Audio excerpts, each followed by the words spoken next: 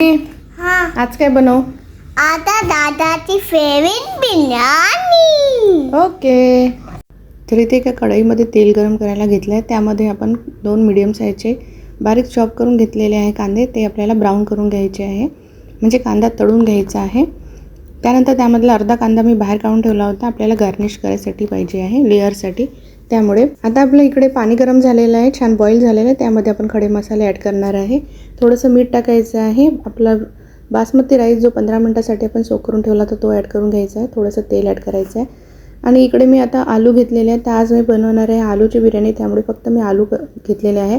त्याला छान असे मोठे मोठे कट करून घ्यायचे आहे.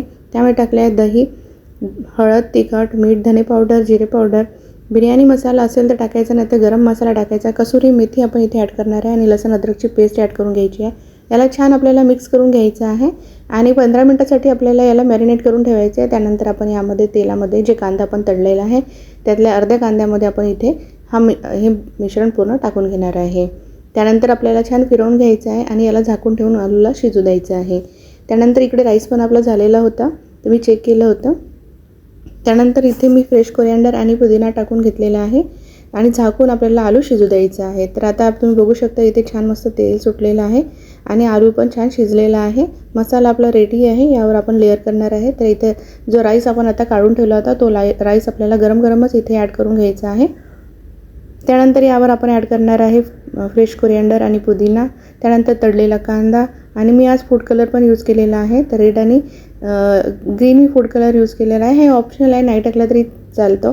त्यानंतर इथे टाकायचं आहे आपल्याला तूप नक्की टाका, तुपाने खूप छान टेस्ट येते. तर अशा प्रकारे आपल्याला याला दम करून ठेवायचं आहे 15 मिनटासाठी. तर यानंतर आपण दम करून झाल्यानंतर मी इथे याला थोडं स्मोकी फ्लेवरसाठी कोल गरम करून घेतला होता, त्यावर थोडंसं तूप टाकायचं आहे आणि आपल्याला छान झाकून ठेवायचं आहे. तर या बिर्याणीला त्यामुळे स्मोकी फ्लेवर पण येतो. तर खूप छान वाटते ही बिर्याणी. तुम्ही एकदा नक्की ट्राय करून बघा. फक्त आलूचीच आहे पण खूप छान टेस्टी वाटते. तुम्हाला कशी वाटली रेसिपी नक्की कमेंट करून सांगा. भेटूया अशा सिंपल नवीन इझी रेसिपी. सो नेक्स्ट व्लॉगमध्ये बाय बाय.